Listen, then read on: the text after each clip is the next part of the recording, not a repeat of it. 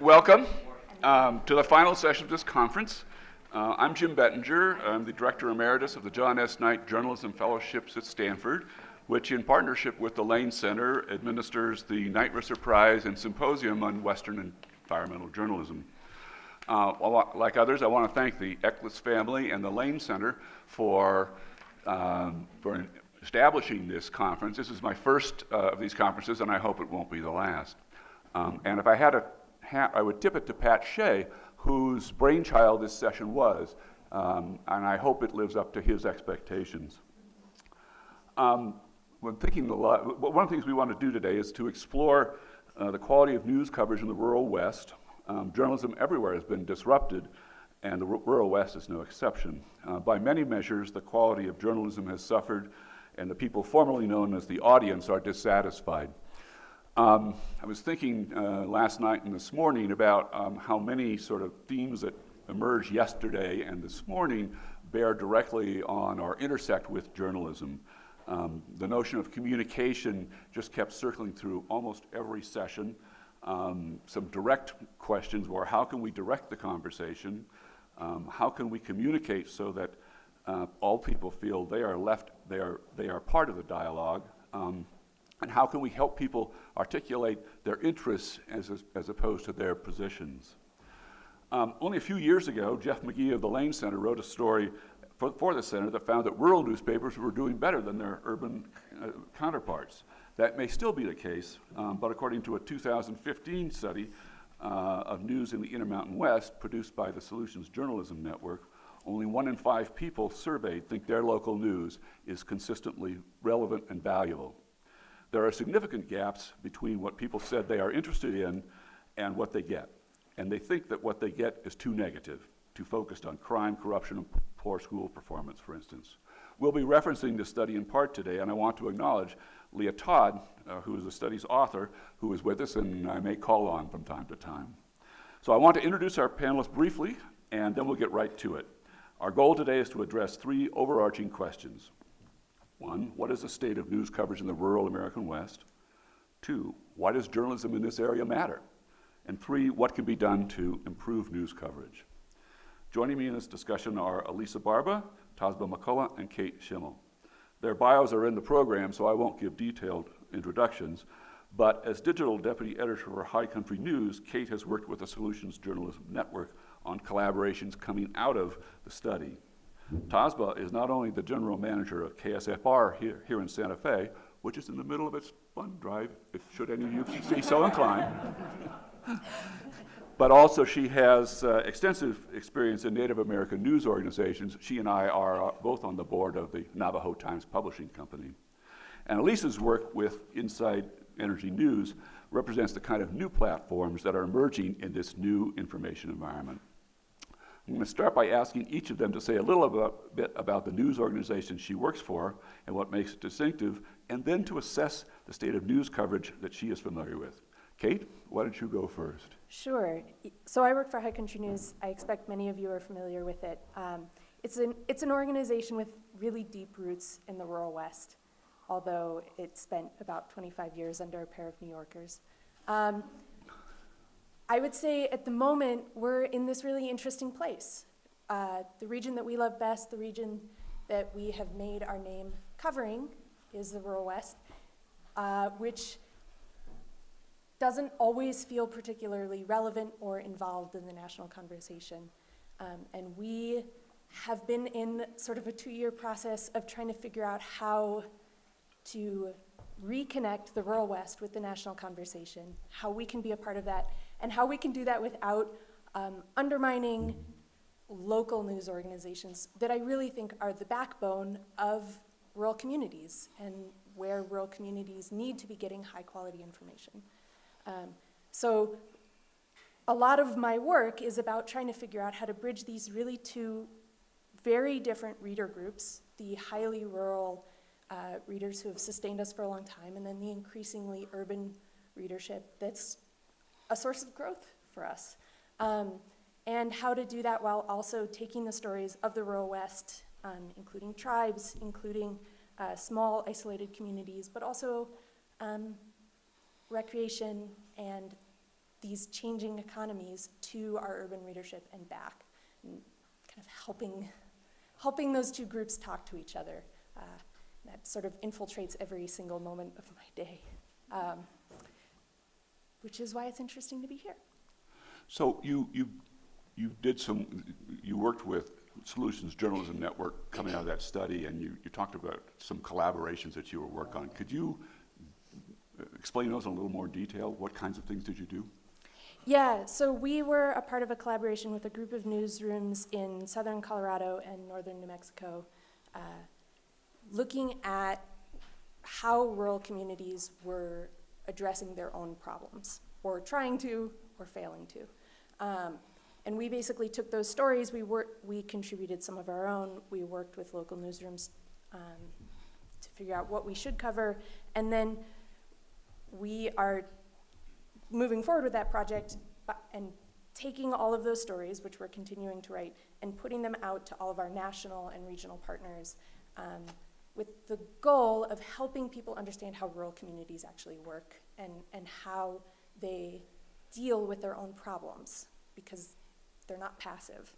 I would say the other thing that Tasba and I were just talking about that we're working on is a somewhat similar effort with tribes. So we're establishing a tribal desk, hiring a tribal editor who will be in charge of developing stories, working on stories about tribal issues, and then will help put those out into local newsrooms, national newsrooms, regional newsrooms, so that they can be rerun and people can get a glimpse into so many of the corners of the West that they don't have access to, they don't understand. One more question, then I'll move on to Tanza. So when you were working on those stories, what kinds of stories did you do in terms of those communities understanding themselves? That's a great question. We basically, the framework was solutions reporting. So taking the tools of investigative, hard-nosed journalism and applying them to what people were doing to fix problems, not just to the problems themselves. So we covered a series of topics that our collaboration decided were most relevant to rural communities and to making them sustainable. So that's education, healthcare, land, water, economy, and substance abuse. And those were, 10-ish stories on each of those topics, digging into what people were doing. Cool, thank you. Tasba? Good morning, everyone. Before I begin, I would like to give a shout out to KSFR's news director. She's back there. I may ask her to fill in if I forget anything, but I just want to briefly go over how we operate at KSFR as a full-service newsroom. The radio station is a public radio station.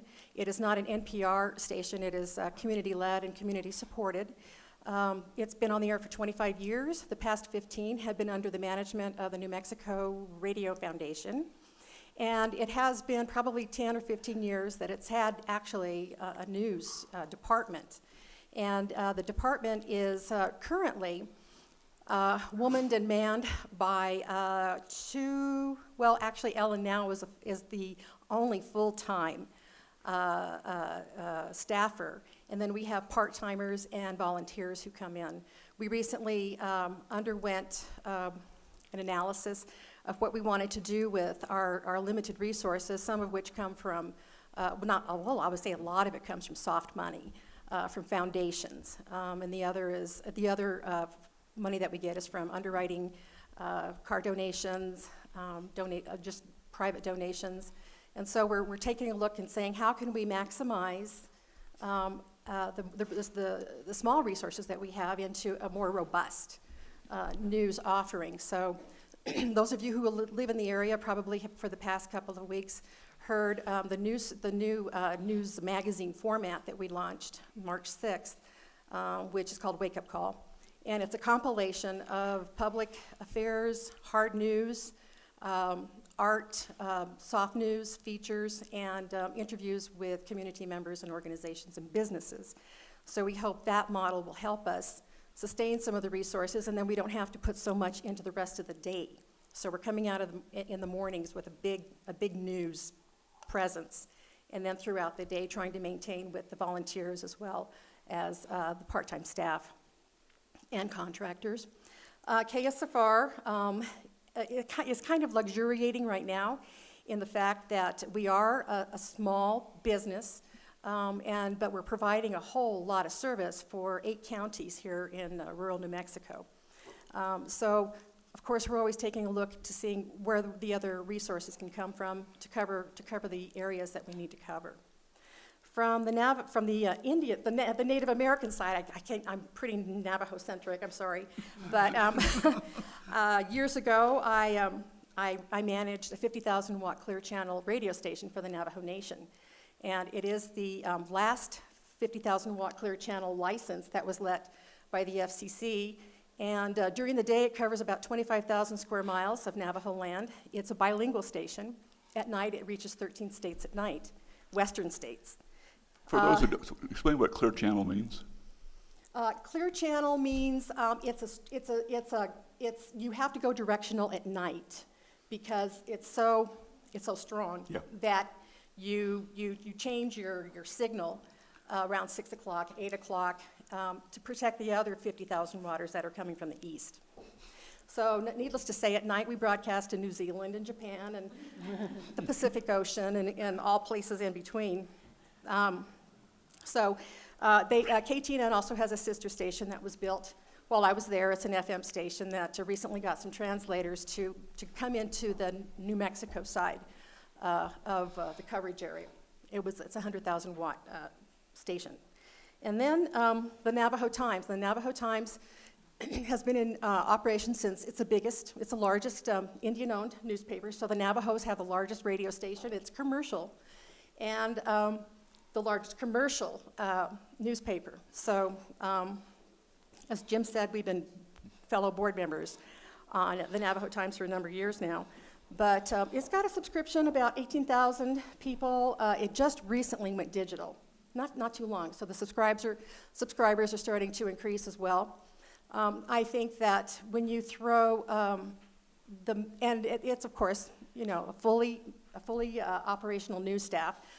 You throw that all together, the Navajos probably cover a good part of what you hear in the western United States as far as tribal news is concerned. Of course, there are other smaller tribally run radio stations that get their money from the federal government through CPB grants and other places, and they're scattered all through New Mexico, Arizona, California, whatever, but they don't have news staffs per se. They usually rely upon a news wire or their affiliates of a larger consortium like NPR affiliates. And what are the particular challenges that journalists, newspapers, and radio stations in Indian country face because of their status as part of nations? That's been a question, particularly with the Navajo. Well, even with KTNN, what hiring practices do you follow? Do you follow EEOC? Do you follow the tribal preference practices? What kind of sunshine laws are there? Which with tribes there usually isn't any. But with commercial or even full-blown news organizations, you expect that to be there, but it's not necessarily there. The staffing, of course, I think with most news organizations, you want an educated staff. You want to be able to provide them a living wage. So I think tribal news shares that with the rest of the rural news outlets. Those are problems. And I think it's still the case that most of the newspapers are owned by the tribes themselves, which makes independent journalism difficult. Yes, and it has been up until, gosh, I have to say, and I admit it, I'll readily admit it, I was a government hack at one time. During a pretty tumultuous time with the Navajo Nation during the Peter MacDonald era. And I was the press secretary at the time, so I was on the other side. And my boss, he shut down the newspaper because he didn't like what they represented in their stories. So that was as late or early as 1989. And there are still committees that once in a while the general manager for KTNN has to appear before, or the publisher for the Navajo Times has to appear before committees within the tribal government who want to have their say with the editor or the publisher or the general manager, and always a threat: we're going to shut you down. Elisa? So I represent a somewhat different organization. Everybody always asks me what we are, and it's a little complicated to explain, but I work for Inside Energy. We are a local journalism collaboration funded by the CPB. They started about 5 years ago with a fairly visionary task of, the idea was to raise capacity in smaller stations, to basically make news better, to increase the quantity and increase the quality of news coming from small stations across the country. So they formed a bunch of these LJCs, local journalism collaborations, with an editor at the center and money enough to hire reporters for these small stations. Early on, they were issue-based. So I was the editor of Fronteras, which is along the southwest border. There's EarthFix, which is an environmental LJC up in the Pacific Northwest. Harvest Public Media covers agriculture. Inside Energy covers energy. We're based in Colorado, Wyoming, and North Dakota with reporters in each of those states. Obviously, Colorado, Denver doesn't really count as the rural West, but Wyoming and North Dakota certainly do. We are funded by the CPB for now. We'll see how long that goes. At least we are funded through the end of December 2017. It's a great idea, and I think we've been very successful, but the reality is that for many of these small stations, and I'm going to be a little bit cynical, and what is said in this room stays in this room, right? Not exactly. It's being live streamed. There is that. I think a lot of the stations, they appreciate the influx of funds from the CPB, but when it comes to turning around and raising funds on their own to support a regional collaboration, there's a great deal of reluctance because of the way public media works. Each public television or radio station, you all know, they are siloed within their funding silo, as it were. And once you start talking about, well, I want to pay for a reporter, I'm in Wyoming and I want to help pay for a reporter in North Dakota and an editor in Denver, it doesn't make sense to funders. And they're very reluctant to kind of go outside their traditional funding schemes to raise money for something which is a regional collaboration. I think the CPB was looking at this public radio system, public TV system that we have, and realizing that having these little stations all over the place, not working together, not kind of increasing, again, the quality and quantity of the news that they were producing, was not going to be sustainable over the long term. And I think that is true, but I don't think that the funding model, the way of sustaining these kinds of things, has kind of caught up to the reality of the way news is disseminated and shared. I'm happy to answer any questions you have about the way we do things, but essentially I edit all these reporters, not just in these 3 states, but we also have contributing stations in wherever there's energy, whether it be Utah or Texas or even Pennsylvania. And then we put it out for all of our partners to share, with the idea being that if it's an energy story that rises above what's going on in your local market, then it should be of interest. So whether it be like wastewater disposal in Texas, if you're in North Dakota, you should want to hear about this. Many of our stories are also fed into NPR because once you move beyond just local and it becomes regional, it becomes national very easily as well. So we're part of this, of a energy and environment collaborative desk at NPR, and I give NPR a lot of kudos because in the last couple years under their new leadership, they've really begun to see their member stations as really part of a very robust network of news gatherers, so that they are bringing in station reporters and bringing in regional collaborators to a much greater degree than they ever did in the past. So the challenges I see is that CPB funding may go away under the Trump budget, and we've had this kind of threat before. With every Republican administration, they seek to strip funding for public media, and it's always been fought back by the lovers of Downton Abbey and everybody else who kind of crossed both sides. But this is a new administration, so we don't know if CPB funding is cut, the larger stations will survive. The smaller community stations, the smaller stations in places like Durango or Ignacio, Colorado, Southern Colorado, or KSFR here in Santa Fe, unless the local community steps up to support them, they will not survive. And I think that is a tremendous threat to local news. So let me, Kate talked a little bit about the tension between the very local and the kind of a national, and my guess is that you must feel that in terms of allocating resources and what you cover and so on. How do you assess that? How do you address that? It's a tension within the newsrooms. The newsrooms need local coverage, and we're looking for coverage that kind of transcends local newsrooms, that kind of can reach kind of larger issues, regional issues, and oftentimes national issues. So we go back and forth. What we like to be able to do is create enough data that backs up a story so that you can take that story and do it in your backyard as well.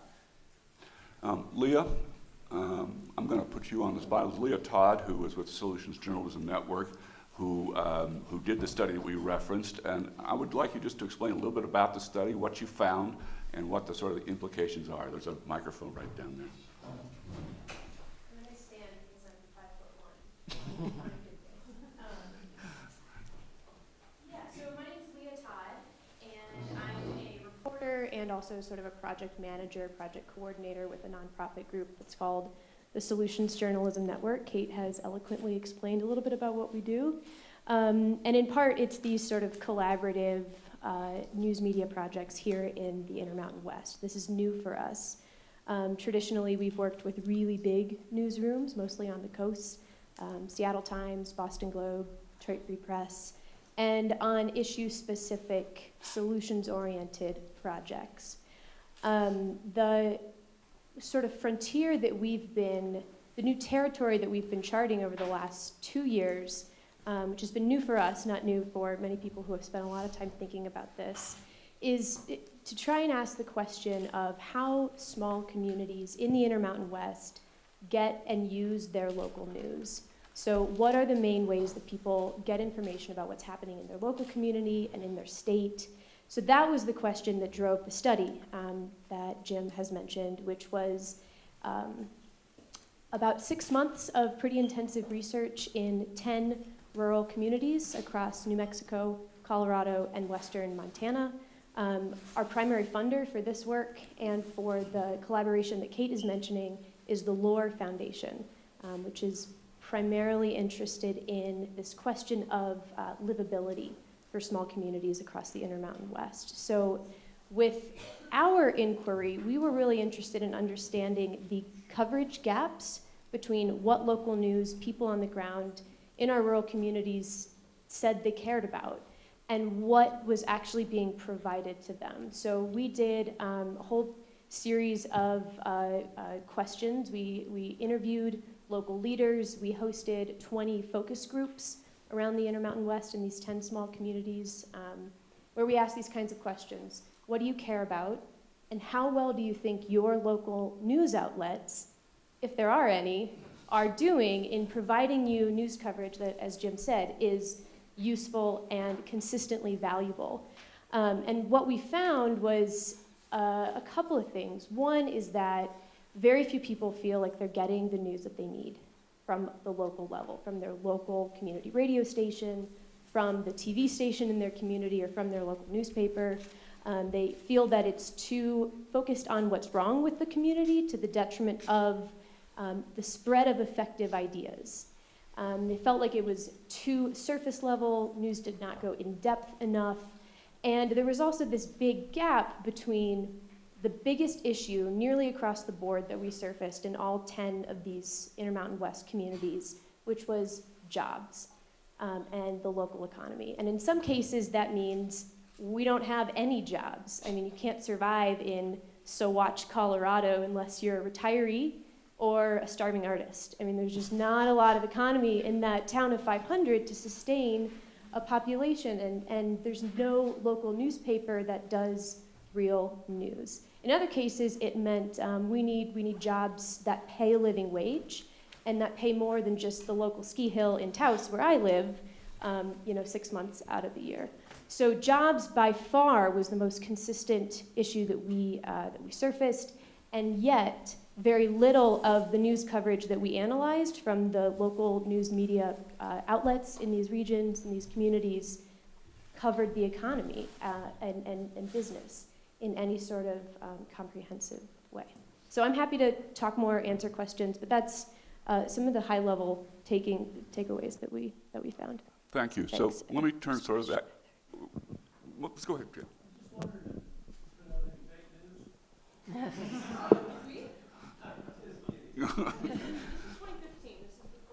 Before fake news, right. So I'm going to turn that sort of this issue to the three of you, which is, if let's stipulate that in these communities, and it's probably not just in these communities, people aren't satisfied with the news they're getting. It doesn't meet their needs. And I'll start again with you, Kate. How can High Country News, then how can KSFR, how can Inside Energy News, how can they counteract that? What can be done about that? You get to solve an easy problem. Yeah, I guess I'd say, I mentioned this to Jim earlier, but at High Country News, we often feel we're in a very small town. We're over there sitting, trying to read our local news, trying to put out our magazine, and it's really rare that we get to have these kinds of conversations to address exactly that problem. I mean, I think a first step is at least local communities talking to their local news organizations about what they want, and then their local news organizations talking to each other, regional news organizations talking to local newsrooms. I mean, and this is a little Pollyanna of me, but I think we're past the point where competition is our best option. Like collaboration, working together, taking my tiny pot of money and your tiny pot of money and your tiny pot of money and putting them together so that we can pay for a little bit more, is the only way forward that we've figured out. But that's really hard for journalists. No, it's not. It's getting easier Yeah. because it's collaborate or die sometimes. Right. Not flippantly. I mean, genuinely, it's we need more money than we have. We can't get it within our market or from our funders. We have to go to these other people. Yeah, and I mean, Kate and I, we talk, we email, we go back and forth, and stories that we covered on Dakota Access appeared in High Country News, and they cover the Western Slope, and they have reporters who can do broadcasts, so they can do stuff for us. And so collaboration is hard, but collaboration is easy when you have when you have other journalists covering things that you aren't incapable of covering, but that belong on your website and belong on your air. And I think it is collaborate or die, and I think that's absolutely happening. And I was just going to mention that, I mean, journalism is changing, as we all know. And one of the things that's changing tremendously, when I started at Fronteras, my first Corporation for Public Broadcasting grant, one of our deliverables was community engagement. And I was like, what's community engagement? Why do I have to do that?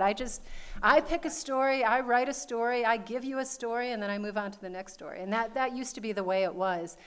But now community engagement in many, many, many, many, many different levels is part and parcel what we do. So if we produce a large story on anything, we will also have community meetings to talk about it, to hear what people say, to get feedback. We have something that we use on our website and use on our air called Hearken, which is a project where the community asks questions of the journalists, and the journalists go out and answer it.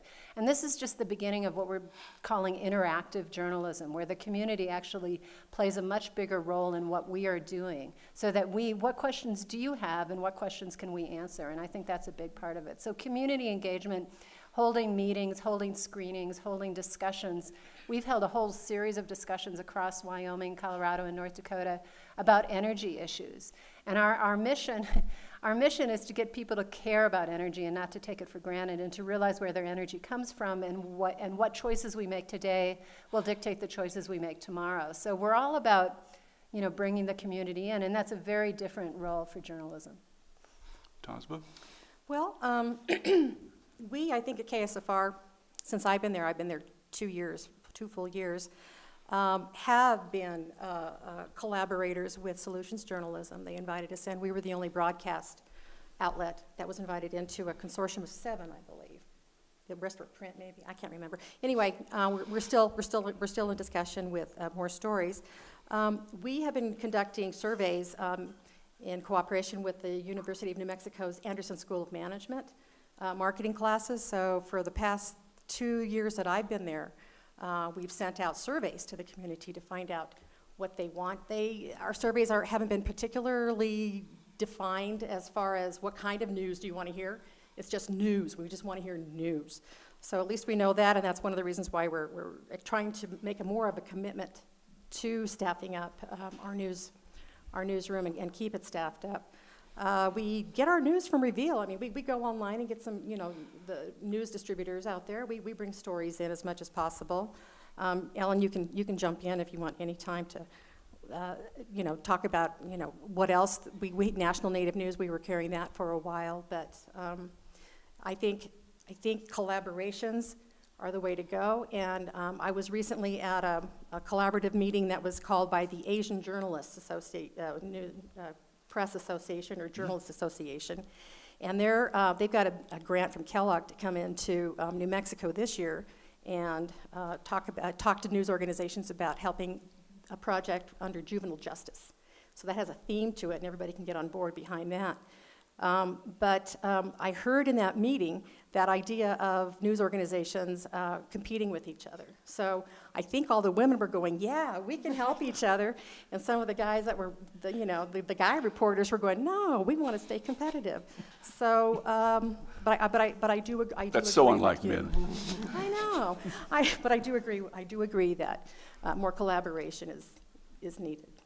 So I'd like to open this up to the discussion to the group here, and give Pat the first call. Two-part question. How do you educate your listeners or readers about the value of what you have, as opposed to simply letting the one-dimensional commercial area go ahead? And would you disagree with the assertion that if we were to do a survey in Lander, Wyoming, that people would recognize Rush Limbaugh or some of the other right-wing sponsored news organizations much more than your own organization? Yes, I think that's really true. I often tell this anecdote that when we, working with our Wyoming partner and talking about, can you go out and raise money to support this project covering energy, and their response is that they cannot raise money around energy. And my assumption is that there is a knee-jerk assumption that public media is going to be pro-environmentalist and green, and that they're not going to cover the energy industry fairly. And that gets to your point, I think, which is that the majority, and I think this is a huge issue, and one I really wanted to address here, is the issue of trust. Especially, I think, in the rural West, and especially for me as public media, and for TASBA as well, is that we are not seen as a primary news source for many in the rural West. But, if you're listening to Rush Limbaugh, you're not listening to local news. You're listening to, something coming in from above. So I think that for us, I think it's about building trust in each and every community. And this is an issue that we touched on in our pre-panel discussion. One of the problems we all have is that we have very talented, wonderful reporters who want to come to Wyoming or come to North Dakota and cover these issues for 2 years and then move on to a larger market. And they're paid poorly. And they see this as a small market way to begin a larger career.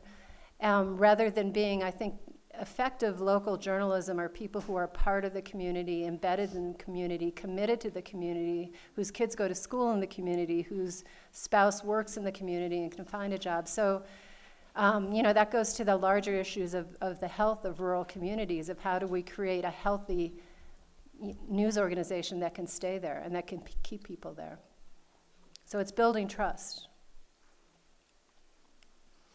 I totally agree as well. We try to remind our audience, our listeners, through letters that we send out periodically, discussing who we are and the value that we bring to the community. And so, our community, our radio station, of course, is community-led at KSFR. So you're listening to your neighbors every day. And that has an intrinsic trust to it, I believe. Our campaigns, we often have campaigns that we talk about ourselves. With the Native communities, you have to, it really is, I think what I've seen is that non-Native reporters, although are very much needed to talk, in the Native voice, talk about the Native stories. For the most part, you have non-Natives who come in, and they seem to be expendable from time to time, especially if there's any kind of big political, tribal thing going on. The Native reporters are they're kind of reluctant to talk about their family member who may be a tribal council delegate who is under some kind of political cloud or some kind of cloud, so that you have a non-Native reporter doing the reporting, which doesn't necessarily lend itself to some really to the Native voice. It's pretty flat. And if and they are expendable. You can under tribal preference, you can say, well, we have somebody else coming in who's Native, and we'll see you later. So that embedding in the community is a little bit harder for that trust factor. But on the other hand, you have some reporters who are really pretty frightened. We don't have a lot of investigative reporters in Native country. Let's put it like that, because it's kind of dangerous to be an investigative reporter. And those who do really stand out, like They Paul do. Domain. And Yes. Yeah, so, Yes. okay. I'll give you a slightly technical answer to how we educate readers. I mean, I think about it with every story I edit in two ways. One of which is, am I giving readers what they need? Like, does this story actually give them the information to understand what's going on? For a long time, and high country news is a little old-fashioned sometimes. For a long time, there was resistance to defining things like the Bureau of Land Management, which, in an article, I'm a Native Westerner. I know what the Bureau of Land Management is, but I know a lot of even young Native Westerners don't. That level of thinking about what readers need to know to understand the news event, I think, is really key. And that happens in the writing and the reporting and the editing process. And as a reporter, that was very challenging. I wanted to write the story I wanted to write and what I thought was newsy and was interesting. And I think that's a mistake. We are public servants at some level, and we need to be giving readers the information they need. And I think often local reporters are so overtaxed that they can't, or their column, their inches are very short, or their time is very short. They can't spend the time, they aren't given the time or the resources to give their community the news that their community needs. And then I think on top of that, there's an education with readers. And I think there's a trust level that, I don't know if we lost it, maybe we never had it, that needs to be reestablished in, I think, most rural communities of all kinds. And some of that is reporters can't be in an ivory tower. Like, we have to go out and be a part of our communities and talk to them and receive critiques. And I think, to your point, explain why things like investigative journalism, which are intensely uncomfortable for nearly everyone involved in that process, is incredibly valuable. I train our reporters to do that in the interview process. When they get someone on the phone, they have to tell them why they need to answer that incredibly uncomfortable question. And it's not easy. And it's not easy if you're a part of the community, especially, but it has to come from there. We really have to get to a point where our communities understand why we are doing what we're doing. And there is no simple answer. We have tried all sorts of technological tools, like pop-ups on our website, like, hey, this is why you should care about high country news. We've tried putting things in articles. We send letters to our readers. I don't know. If anyone has great ideas about how to communicate to readers why we care about them and they should care about us, we are accepting suggestions. But it is, I think, urgent work for local and regional outlets. I think solutions journalism is part of it, but I also think demonstrating impact, so that if you write a series of stories or broadcast a series of stories and you can point to change that occurred on the policy level or on the local level that solved this problem, it's a huge part of that. If you'd use the mic. Thanks.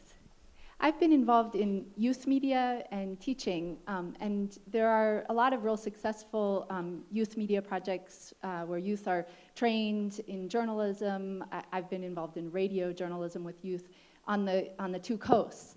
I'm wondering if there are any interesting examples of youth media work in this region, either in schools or nonprofits or at stations, because that's another way I think that both young people can understand journalism better and be more involved, and maybe for their families to have a connection with the news media. I'll answer briefly and then toss it to Tasba, because I think community radio stations are at the front of that. Every community radio station I've worked with has a program with local youth teaching them either the tools of journalism or why they should care about journalism. We're slower. There's a program that I believe comes out of KUNM, Generation Justice. It's funded, heavily funded by the Kellogg Foundation. And so they do video and audio broadcasting. One of the things that we wanted to do at KSFR, and I've always asked the president, why don't we have a feeder program at Santa Fe Community College? That's where we're housed. And he said, well, it's all about what we can offer. And the students don't want to learn, he said. And I'm not trying to push them under the bus, but they're more interested in film, because there's possible jobs after film. With radio journalism, not so much. So we can't. It's hard to establish a feeder program. So I went out to the 8 northern pueblos and said, well, here we are. We'd be happy to take some of your tribal people and train them in broadcast journalism to tell your story. We'll even open up a second channel on our website for language retention programs or storytelling or anything like that. That's not a feather in our cap yet, because we haven't begun that. We just started the dialogue. But it's all about trust, because we had to meet before the first meeting was before the 8 northern pueblos, and then they gave us permission to go into each of the respective pueblos to talk to individuals there as well. So that's how long it's going to take us, probably, to get something like that started, and then hopefully we'll be able to get a cadre of students. But that's our mission. I mean, KSFR has to have that mission. But the funding, the time, the community outreach, the liaison work, when are you going to find the time? Another question? Over here. Hi, my name is Elizabeth Manis. I teach at Fort Lewis College in Durango, Colorado. And right now I'm teaching media literacy. One thing I talk to my students about is the difference between news and journalism. Journalism being a set of processes, and news being more of a commodity. Journalism being essential for a functioning democracy, and news being something slightly different.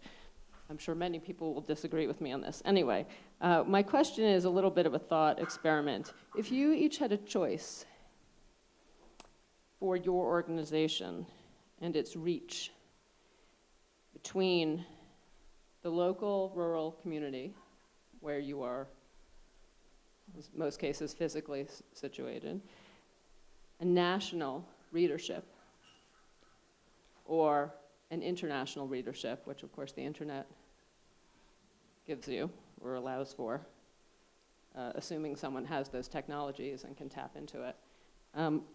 If you could choose only one, which one would you choose for your readership, listenership, audience? you go first? Oh, me? Actually, I meant Todd, but go ahead. I'm thinking, Ellen? Oh, man. Ellen, do you want to chime in for KSFR? We're very democratic here. You know, I was going to say a few minutes ago that one of the things that we've seen happening over the last 2 months is that our numbers, which we measure in large part through our website and digital channels, have increased by about 30 to 40% a month in terms of downloads and views of stories on the website, which are basically posted, pre-recorded features that are podcasts. I think my inclination would be to say,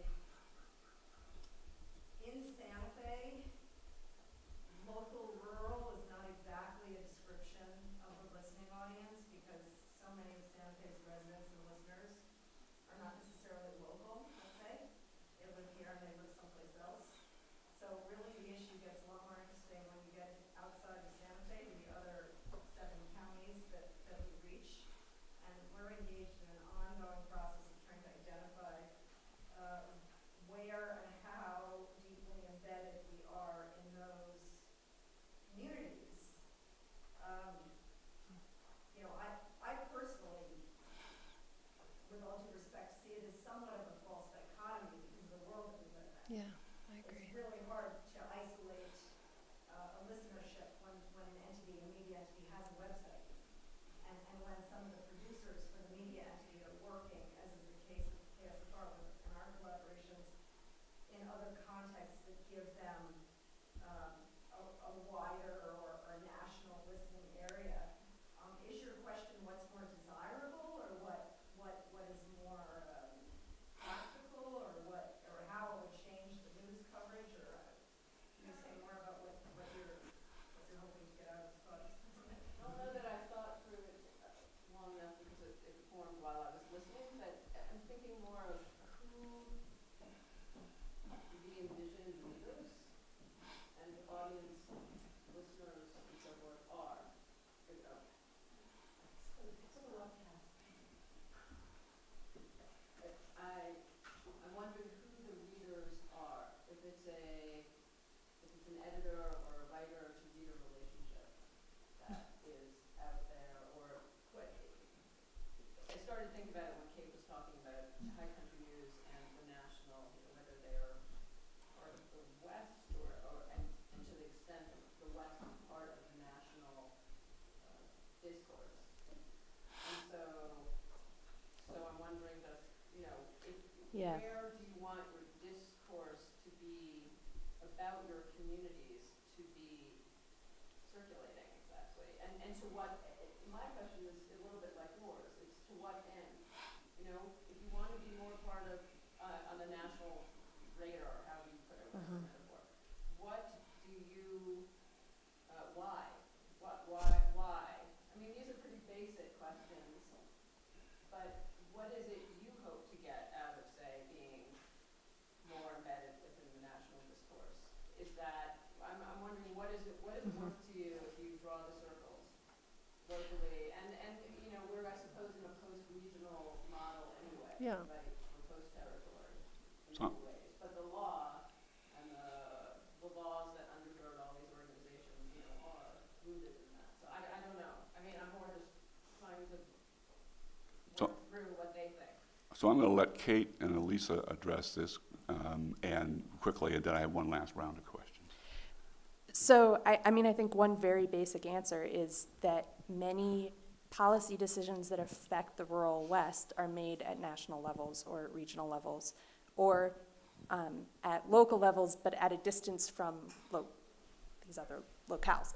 And so I think it's important for example, with grizzly policy, so in the debate over whether to introduce grizzlies into the North Cascades, that will tremendously affect folks living in the Mountain West and on the other side of the Cascades. But Seattleites will have a tremendous amount of say in whether that policy goes forward.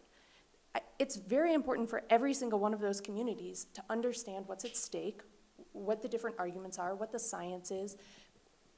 And, I mean, in an ideal world, for those folks, I would love and it's still an aspiration for High Country News to be a place where those folks can even talk to each other about that, because they're separated by distance and culture, and they need a place to do that.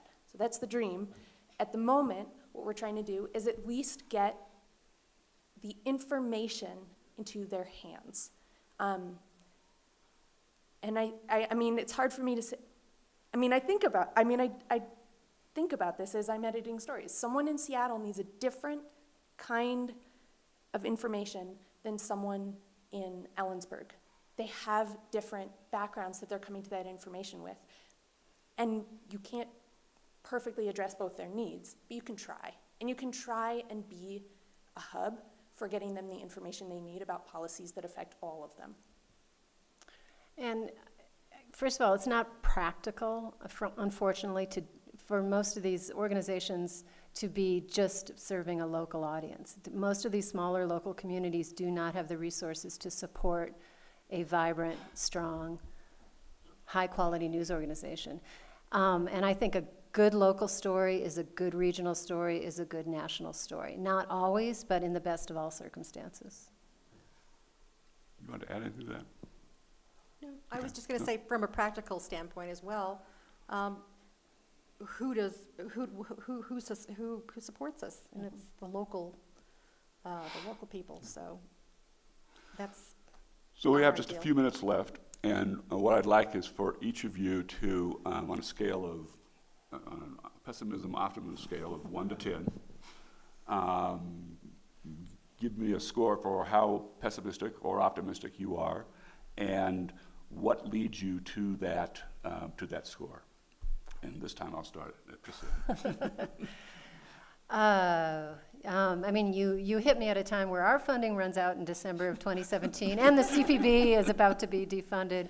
And we are just launching a huge sustainability effort where we're looking for funding.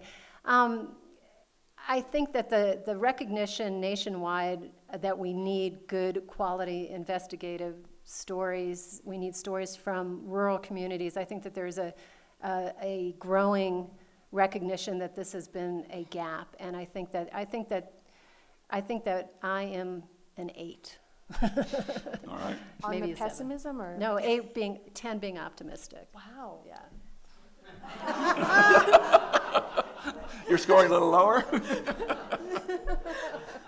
But that's me as we launch our sustainability drive.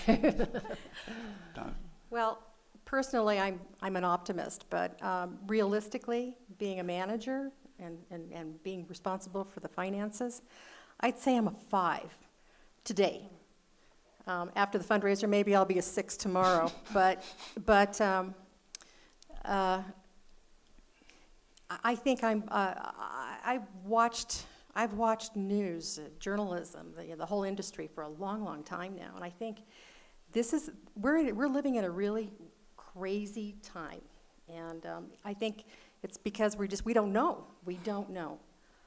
We have an electorate that surprised the heck out of all of us, and if that's the attitude out there, I think we're halfway in trouble.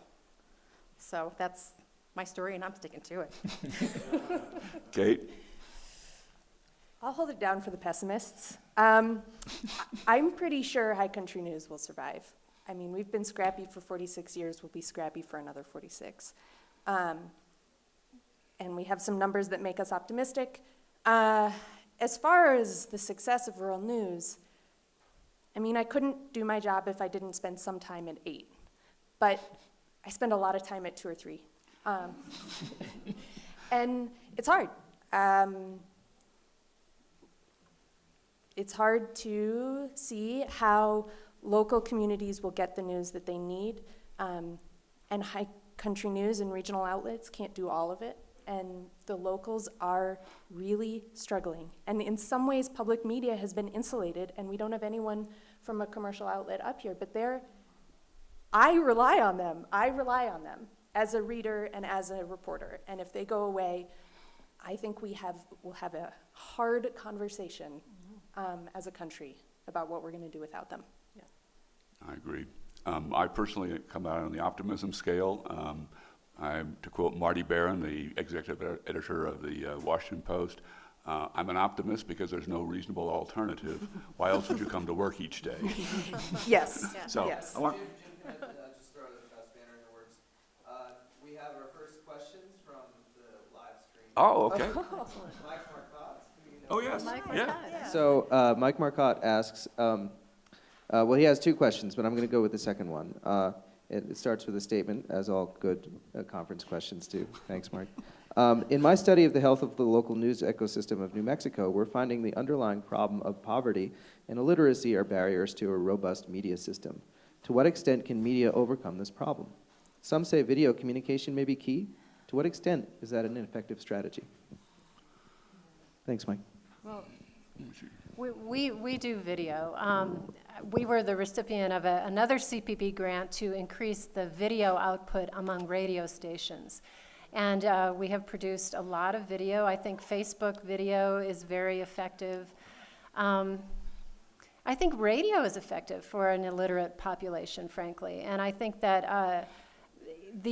I don't think that we can overestimate the importance of these community radio stations like KSFR, like many, many small community radio stations on the western slope of Colorado, across Alaska. I mean, these are the stations that really knit communities together, and I think that they are underrated and underrepresented and underfunded all across the board. And I think that, I mean, I know Mike very well from San Diego, and I think that he would probably agree that if we could increase funding and support for these smaller community radio stations, we would go a long way to helping that problem. Video is online, and if people do not have access to online capabilities, then the video doesn't help.